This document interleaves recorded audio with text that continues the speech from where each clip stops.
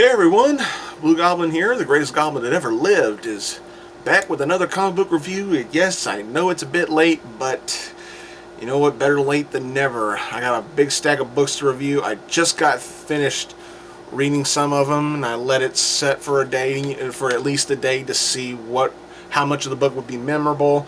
I don't want my initial reaction to be what I review, to be my review.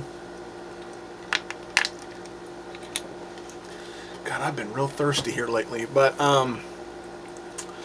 But before I get started, I want to shamelessly plug Arkham Asylum Studio, the channel that Jennifer and I run.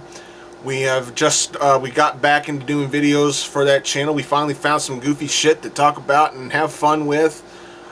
We'd appreciate it if you go to that channel and like us, watch some of our videos, subscribe to the channel. Share the videos, whether you watch them, you can watch them on YouTube, Facebook, Twitter, Tumblr, Pinterest. I don't care. As long as you watch them and you like them and share your opinions. What do you think of them? You know, it's a simple little request. I'm not trying to sound like a shell, but at the same time, I'm not getting paid to do any of this, and neither is Jennifer. Excuse me. But it's a shameless little plug for a small little channel that her and I put together, and we're having fun doing it. And more videos will be coming your way on that channel, so stay tuned to that channel, Arkham Asylum Studio. I love doing that stuff with her. Now, on to the books at hand. We're going to start with IDW, run through Marvel, and end with DC. Start with the IDW book, Teenage Mutant Ninja Turtles, New Animated Adventures, number 13. All I can say is, oh my god, this series saved itself. I considered dropping this series because I was starting to get burnt out on so much Michelangelo being shoved down my throat. It's like, he's not John Cena. Quit hammering him down our throat and up my ass. You know, it's like, okay, I get it. Mikey's a popular character. Enough Mikey. Focus on other characters. And it's like, they listened to me. It's like they heard me. Okay, we got to focus on other characters. So what do? They give us not one, not two, but 3 good stories. And Michelangelo's not the main focus on any of them. The first story, the main focus is on April. And, you know, her struggle to maintain her personal life, her school life, with her private life with the turtles and her ninja training is just really well written. And she's going on this field trip with her schoolmates to the zoo, and coincidentally she just happens to run into the Krang. And they are stealing the animals for mutation experiments, which sounds like something the Krang would do. So of course she calls the turtles, and of course sticking with that shtick of Donatello being in love with April. I just love that. That's still one of the most entertaining things about this new incarnation of the Turtles. And the Turtles come in to help her, and we've realized that April uses her ninja training to help the Turtles out on this little fight that they have with the Krang. And I thought it was really well handled, really well executed. The interior artwork was really good. A solid, not 100% Pulitzer Prize winning story, you know, for, you know, a Ninja Turtles comic book, but for what the first story was, I enjoyed it, thought it was really good, and it was nice to see the main focus on April. The second story, the focus is on Raphael, my favorite turtle. And, you know, him overworking himself. He, of course, injures himself in a workout accident, and Master Splinter decides to ground him. Yes, actual fathering from Master Splinter. He actually grounds Raphael, and the other turtles are off to a mission, and Raph decides he's going to scout around, and he comes across some familiar foes from the past, and he gets into a bit of a jam, and he uses his surroundings to his advantage to help him get out, but still coming to the realization that he did indeed disobey Master Splinter's orders, and gets into really even more deeper trouble when he gets back to the lair. Yeah, I thought it was a fun little story involving Raphael. Thought it was really good to see him use his head for a change instead of his temper and his brute strength that he claims he has and everything like that. It's just really, Really well handled. I thought it was a good, solid story. And then the third story just blew me away by how awesome it was. The third story involving the Lego Turtles. Yes, Lego shoehorns itself in this issue by retelling the original issue and the original first issue of the Ninja Turtles, the Mirage Comics storyline, in Lego form. And seeing the Turtles fight the Shredder in Lego form was hilarious. Yet at the same time, the dialogue was taken directly from the Mirage comic. So yes, the Lego is there to provide childish charm, but the story is still what it was back then. And I think that's an interesting combination to go with, and I thought it was really, really well done. This was a solid issue. A huge step up from the last couple of issues of this series. Fantastic. You know what? Screw it. I'm going to give it a 4. Next up, we got The Amazing Spider-Man number 4. Dan Slott, look, you're a nice guy. You're a good writer for the most part. But with all due respect, it is time for you to step down.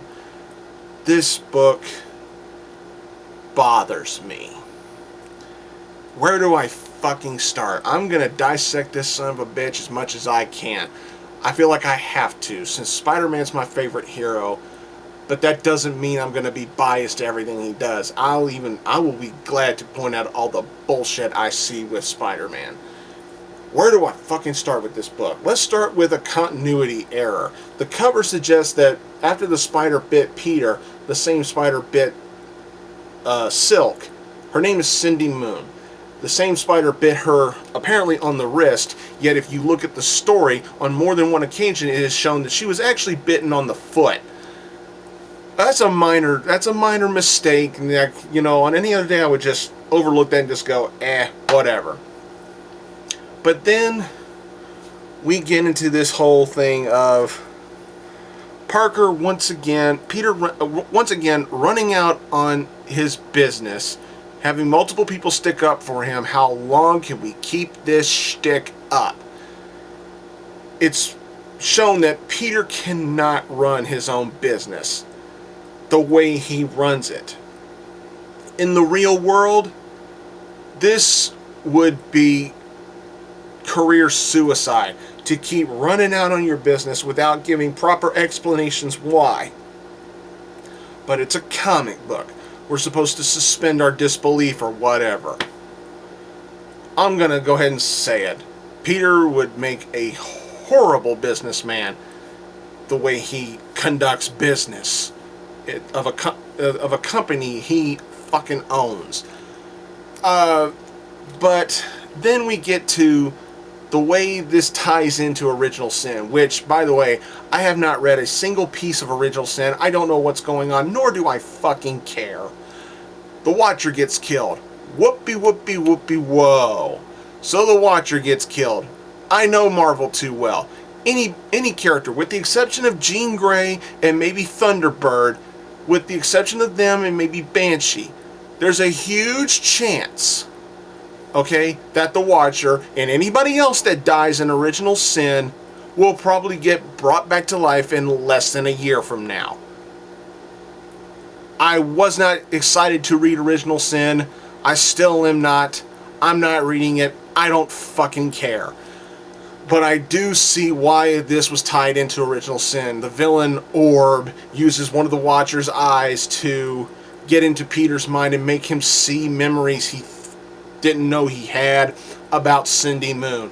How she got bitten by the spider, and Ezekiel locked her up and kept her safe from Morlun and everything. Oh, which, by the way, apparently Morlun may be coming back again. But we get to finally see the 100% full-fledged debut of Silk in this issue. We've been, given teases here and there, but this is the full-fledged debut of this character, Cindy Moon, aka Silk. She was bitten by the exact same spider that bit Peter, but for some reason, that's not good enough. We need to explain the fact that even though the exact same spider bit Peter and Cindy, their powers are different from each other. Like, for example, you know what? No examples. I'll just go ahead and explain it. According to this particular issue, Cindy's powers are better than Peter's. She has organic webbing in her fingers. Her spider sense is even greater than Peter's. Her webbing is tougher than Peter's. She can even produce barbs on the ends of her web lines to create kind of a stinging effect. She has much more lightning fast speed. Her strength could possibly be on par, if not better, than Peter's. What in the hell? They were both bitten by the same fucking spider. How does that make any sense that her powers are better than his? And I'm pretty sure I'm going to get some wise guy who's going to say, well, it's because of their genetic makeup. He's a man, she's a girl. You know, he's a boy, she's a girl. There must be something different in their chromosomes or whatever. That shouldn't make any difference. It's the same spider, the same radiation that contaminated their DNA. If you want to say it was because of their genealogy and their chromosomes and whatever, then let them fucking say it. Because there was not one mention of, well, it could possibly be because of her chromosomes. They have different chromosomes and that could lead to powers being different and or better. No, they just flat out imply that she's could be more powerful than Peter. What the fuck ever. She's scared to death of Moreland. She can create a costume out of her webbing. Yippee! Apparently the artist has a fascination with her feet because we see her feet a lot in this book. Not that there's anything wrong with that. I'm a breast man. No, I'm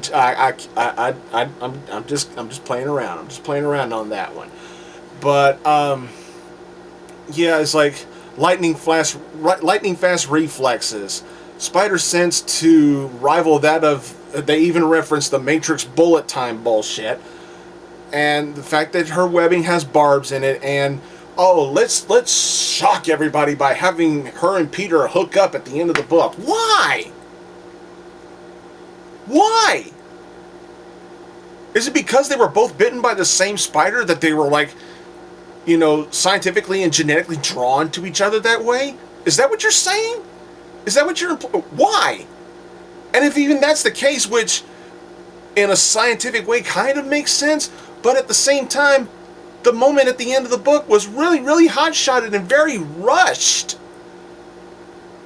Oh, why bother building up this moment? Why bother getting these characters to know each other better?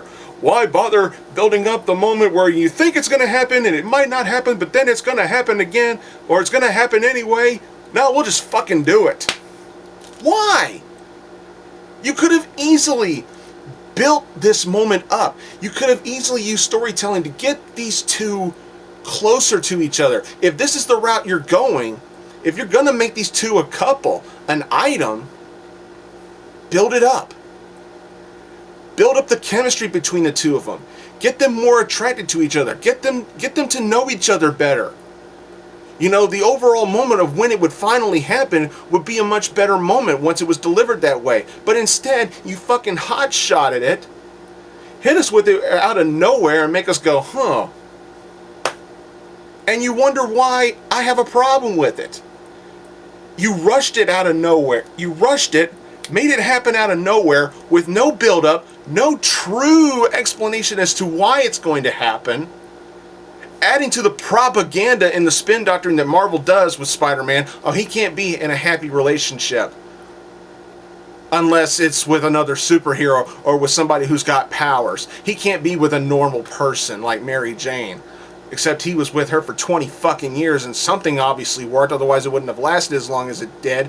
But the fact of the matter remains the same. This was hot-shotted, this was rushed, it came out of nowhere, and the way it hit me, I'm like, why should I fucking care about this?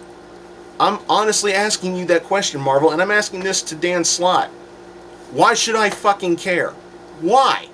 Give me a reason to fucking care about these two hooking up. I want you to give me a reason why I should fucking care. Because I don't.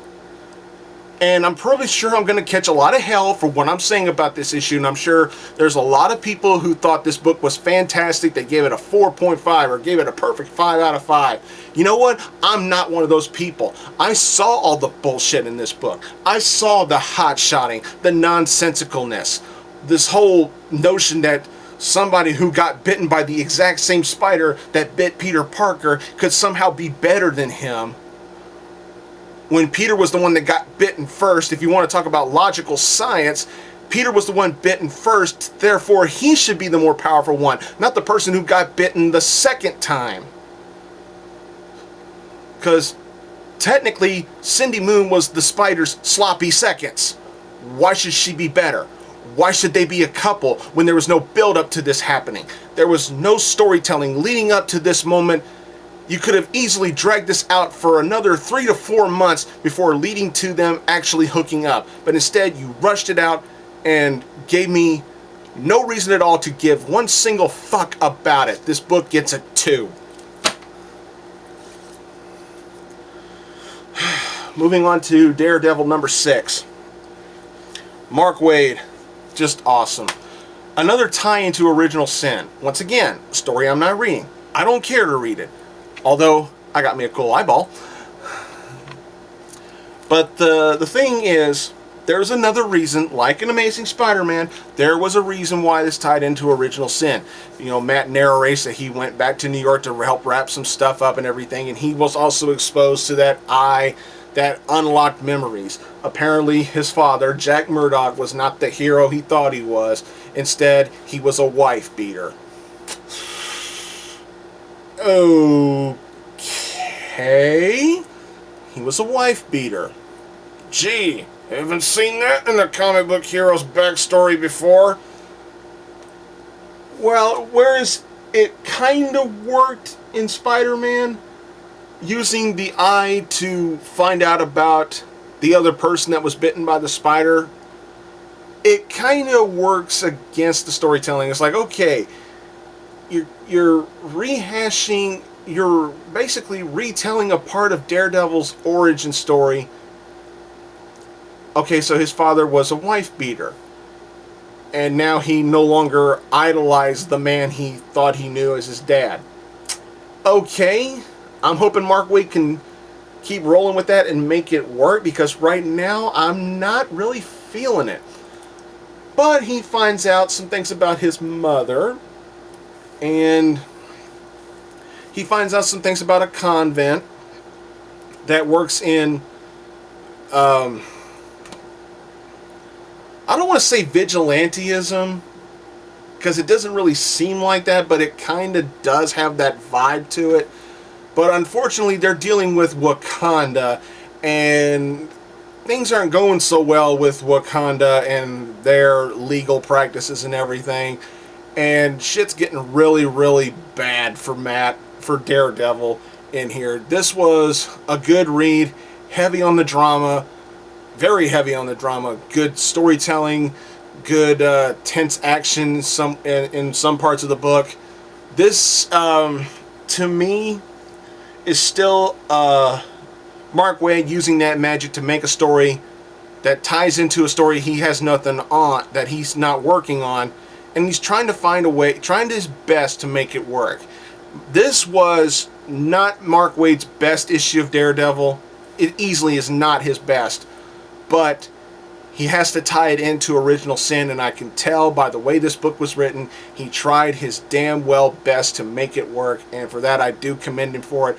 I give this issue a 3.5.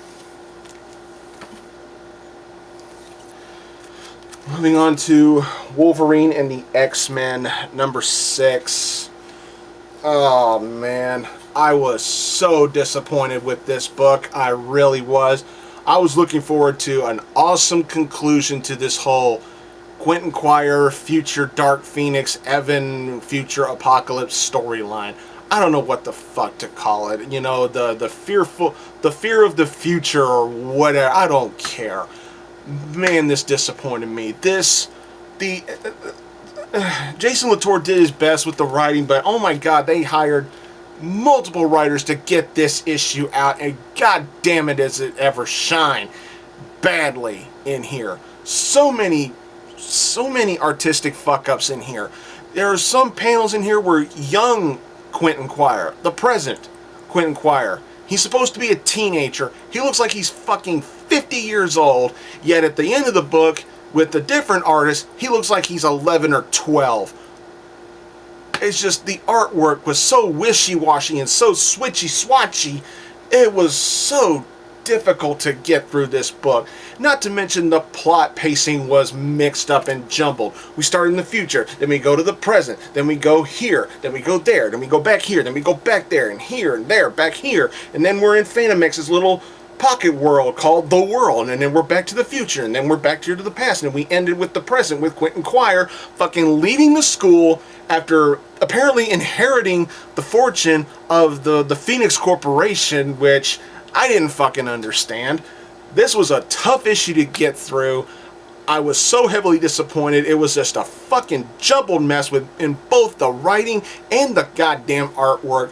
So disappointing. I give this a 1.5.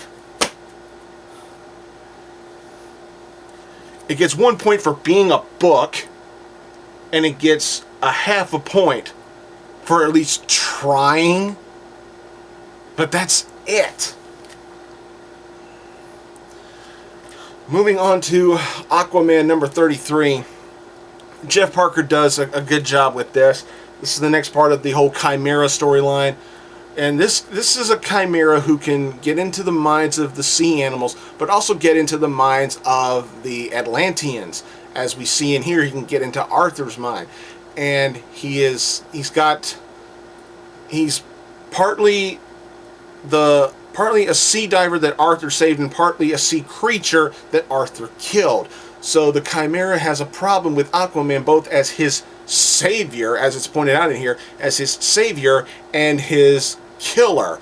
And it's just really, really wild. I mean, this book was just all over the place, but in a good way. I was able to keep up with the storytelling. I was able to keep up with the pacing. The artwork in here was really good. The Chimera is out to royally fuck with Arthur, and I'm running along with it for the ride. You know, long story short, this book was really solid. It was really well put together. Not the strongest issue out of the series by far, but it does a good job of setting up Arthur versus Chimera. We get to learn more about this character who is the antagonist, and we get to learn more about what Arthur's going through, not just with dealing with the Chimera, but also dealing with what's going on with the Atlanteans and what's going on with Mera. It's a mess, but it's a mess neatly organized and presented to you in a proper way. I give this a 3.5. Moving on to Batman number 33. $5 for this. One thing I will say, this was a good book. It is good to see Batman and Riddler duke it out in a battle of wits, in a battle of the mind. Who indeed is the smarter man? This was, honestly, actually pretty good. But at the same time, it doesn't save the overall presentation of Zero Year. This story dragged the fuck on. There were parts of this storyline where I'm just like, I don't fucking care. I don't care. Just get me through this. Just get to the part where he outwits the Riddler and wins the day, because we know he's going to fucking do that. However, with that being said, this was a satisfying conclusion to what probably will go down as one of the more overrated Batman stories out there on the market. It is good to see Bruce and Enigma battle with their minds rather than with their fists. Riddler gets royally owned both here and with this. You know, it's just... The thing I didn't like about it, though, was I didn't really dig the ending with Julie Madison being shoehorned in this book from the Batman and Robin fiasco. But it is what it is.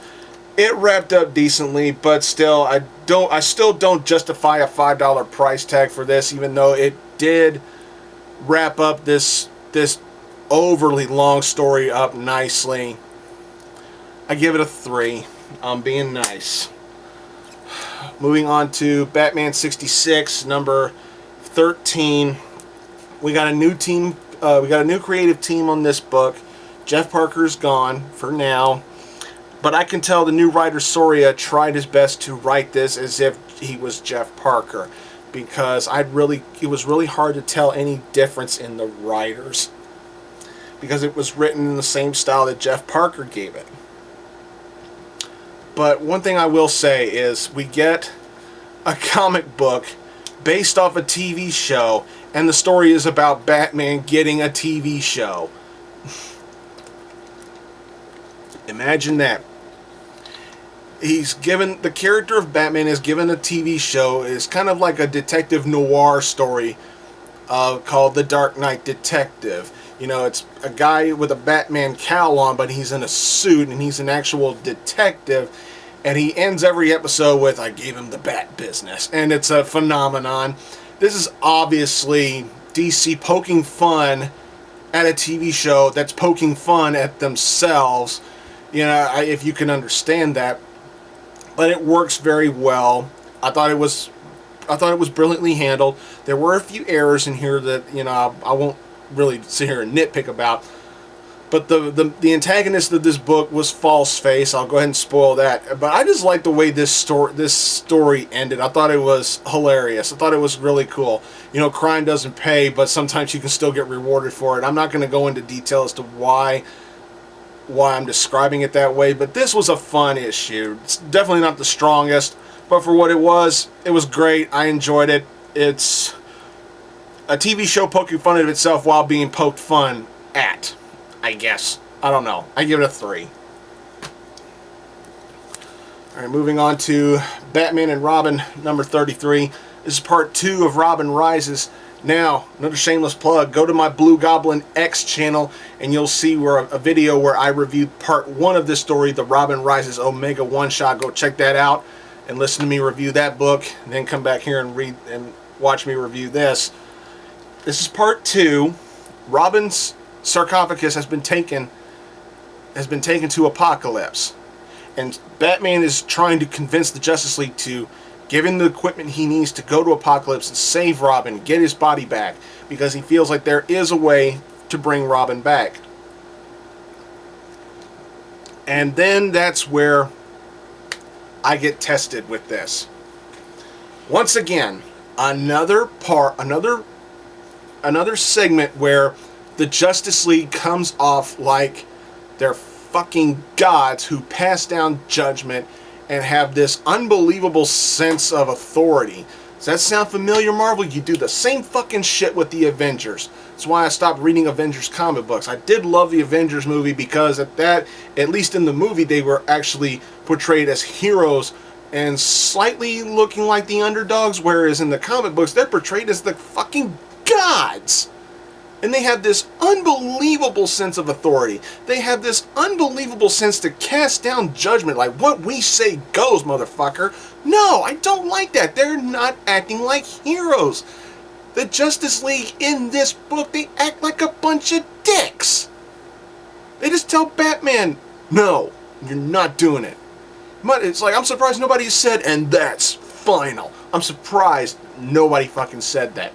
But they should know Batman. And I'm going to borrow a line from Triple H. Plan A didn't work, but there's always a Plan B. And that's how this issue ended, the cliffhanger. Time for Plan B. This book was decent, but it really did, but Peter Tomasi and Patrick Gleason, well, Peter Tomasi with the writing, did a good job of portraying the Justice League like dickheads. I give this book a 3.5. Moving on to The Flash, number 33. Oh man, Robert Venditti. This was good. This was good. I'm not going to run my mouth too much on this particular book. Flash, we got Flash of today and the Flash of the future. Flash of the future is dealing with the Trickster. That's all I'm going to say about that. Because what he does with the Trickster, whoa. But the Flash in the present time is starting to notice what could be going wrong with his powers. He's like, he pays attention to the time that's going on, and he realizes he was apparently running for 8 minutes when it felt like mere seconds. You know, something's going wrong with his powers, and he's starting to realize that. And he thinks he's found a connection. He thinks he's found out more about the mashup killer that's using other criminals' weapons and powers to commit these murders and crimes. And he's following the lead, but something goes wrong. And I'm not going to spoil what happens in here with Barry. But it's a situation where Barry is forced to use his speed powers in his civilian form as Barry Allen, because his ass is on the line in this issue. But then at the end of the issue, in the cliffhanger, we find out who the killer is, and I'm not going to give it away because I didn't see that coming. I'm like, whoa. Whoa, I'm really looking forward to seeing how this particular angle wraps up. It's nice to see that despite Patty's childish jealousy and despite her anger towards Barry, they are still together, and Patty is still willing to be with Barry and all that shit. That's fine. The stuff with Iris and Wally was actually pretty good. But wow, the stuff that involved Barry when he was, with present day Barry, trying to protect his own ass by having to use his powers in civilian form, and then when we find out who the real mashup killer is, this was a really good book. I give this a 4. It was really good. Moving on to He-Man and the Masters of the Universe, number 15. My brother, my savior. Look at all those different variations of He-Man. Yeah, this. This was your dad's He-Man. This was our He-Man. But now we got this. Now, kids now, He-Man fans of today have this He-Man to look at, well, as this was our He-Man. But this issue does a nice job of getting Adam and Adora closer together, building their companionship and their love for each other as brother and sister. They're getting to know each other better and everything, and they work well together as a team when they're going through trying to, stop Hordak and everything. And you think He-Man's powerful when he's just wielding the sword. Now remember, Prince Adam has to use the sword and yell, "By the power of Grayskull," to become He-Man. This book did something fucking awesome. It shows us, this issue showed us just how fucking powerful He-Man can be. Imagine if He-Man were to hold up the sword and yell, "By the power of Grayskull." Oh my God. This was good. This was really good. They're getting closer and closer to stopping Hordak and everything. He-Man tries to be the brute warrior, but at the same time he's a gentle hero who cares about the lives of innocents. I love that. They get a big important message from Teela, the new sorceress, at the end of this book. This was really good. It's not the strongest issue out of the series, no, but like I always say, for what it was great. This was a solid read. I enjoyed the hell out of this. Looking forward to their big battle at the end of this story. This was really good. I give it a 4. And we're going to end this review with Red Lanterns number 33. At the mercy of the Green Lantern Corps. Don't worry, this doesn't happen. What happens in here is Guy Gardner's at the bar, and an old friend comes by to see him. It's John Stewart of the Green Lantern Corps. And I hate to use the term, but I have to. They have a bromance, like, yeah. It's, and, guys trying to guys telling him why he's stuck with the Reds. And John's telling you don't have to, give in to the rage and all that stuff. But in this issue, we get to see Atrocitus reach a new level of badassness. Because even when he's not there, he's able to fuck with the Red Lanterns, especially Bleez. What Bleez goes through in this issue was really, really cool on the dramatic side of the storytelling. There could possibly be a traitor on Guy Gardner's team of Red Lanterns. I love the conversations that Guy and John had in here. Also, I liked how they got developed an even stronger bond in this issue. Sometimes you got to let a little anger loose to, really start feeling good and everything. I liked how that went down. But one thing I really enjoyed about this issue is that Guy stresses to John just how big a threat Atrocitus truly is. Because he brings up something in here that I didn't really think about until I read this book. Guy's team of Red Lanterns, they have something. And they realize that once this little war with Atrocitus' team of Red Lanterns is over with, should Atrocitus win this war with Guy Gardner, he'll get what they have. And that is something that Guy says it just can't happen. He cannot get what we have. Because if he gets what we have, everybody's fucked. Basically. He basically and figuratively says that. Now, what Guy's team of Red Lanterns have that Atrocitus could end up having, I'm not going to give that away. But, oh my god, I looked at that and I went, oh shit, he's right! If Atrocitus gets what Guy has, everything's fucked. This was really good. This was, once again, painting a picture on what kind of a threat Atrocitus is and how much bigger of a threat he can be if he truly gets everything. This was good. I still think this is a sorely underrated series from DC. I want to hear more people talking positively about the Red Lantern series. This is really good. Jennifer collects this series. She thinks it's really good. This was fantastic. Heavy on the drama, nice action, and a really good build-up to the villain character in Atrocitus. This was really good. Very, very well executed by DC. Give it a 4. Well, that's all I got, everybody. I apologize for that little edit between TMNT and Amazing Spider-Man. Got to deal with little Miss Crazy Ass here. But that's all I got for this video. Don't forget to run by Arkham Asylum Studio. Don't forget Blugoblin X. Don't forget all that stuff. Follow me on Twitter at Blugoblin01. Follow me at blugoblin.tumblr.com. Thanks again for watching. And until next time, everybody, I'll see y'all later. Say bye, Shelly. Say bye, Shelly. Say bye. Bye-bye.